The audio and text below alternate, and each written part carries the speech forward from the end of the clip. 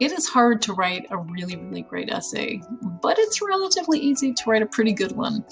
Once you've picked a topic, the first thing you want to do is think what you want to say about that topic, the point you want to make. So I've thought about lots of topics. I think there would be lots of things that would be interesting to write about, but I'm going to go for the least depressing aspect of this book, which is the idea of social connection. So we've got all of this government that's really repressive and horrible, but we have a couple of moments of sort of happiness and hope, and those moments happen when Winston actually has a connection with another person. So as I've thought about this, I look and I see Winston who is lonely. He doesn't really have friends. He doesn't have family. He barely keeps himself afloat, has to drink gin to get through the day.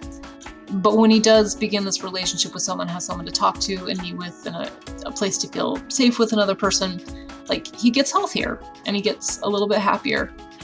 So I think the point I want to make here is that this book, in addition to all the stuff about repressive governments, it shows that people have a fundamental need for connection, that they need other people in order to thrive.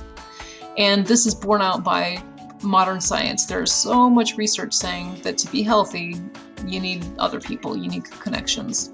Now that I've done this, I want to look specifically and go back to the book and find those details that show, again, this lack of social connection and Winston being unhealthy, and then him, again, being better off when he's got people around. I think the point I want to make here, and I may refine my language later, is that Winston fails to thrive. That sounds like I'm talking about a baby, right? Baby's thriving until he has a relationship with another person. Or a connection with another person. Maybe I'll put connection instead of relationship. I can always wordsmith this later, but I kind of want to know the target that I'm aiming at. Now, with this in mind, I've got to get my book back out and I've got to go through the book and look specifically for those bits and pieces that I can use to prove this point. It's like being you're like the detective. You go through, you're looking at the crime scene, you're finding the details, you make that case so that when you use those details, you can use them like a lawyer to logically lay something out for your reader. Now, as you go back through the book and are looking for the details that support or describe whatever the point is that you're going to be making, it might be useful to take a look at this chapter guide here. I went through, and for all the chapters we've read so far, I gave just a brief little description to remind you of what they are.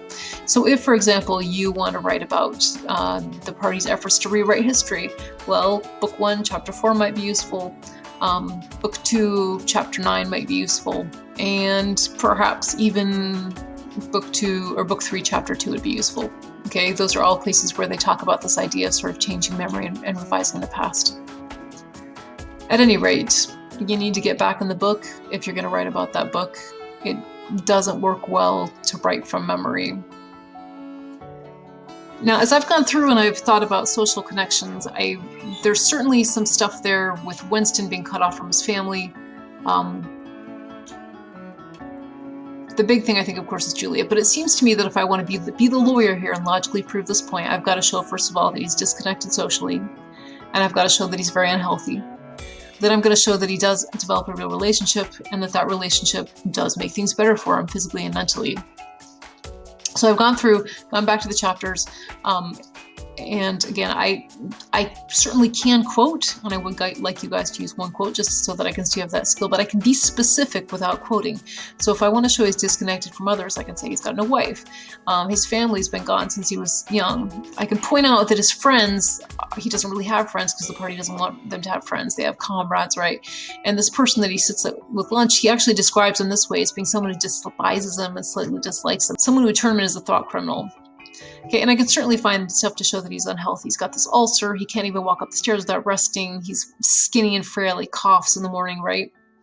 And of course, that changes when he develops this relationship with Julia. So I've got some specifics there that show that he's better off, that he's healthy. And now that I've gone through this process, it's going to be pretty easy to write here.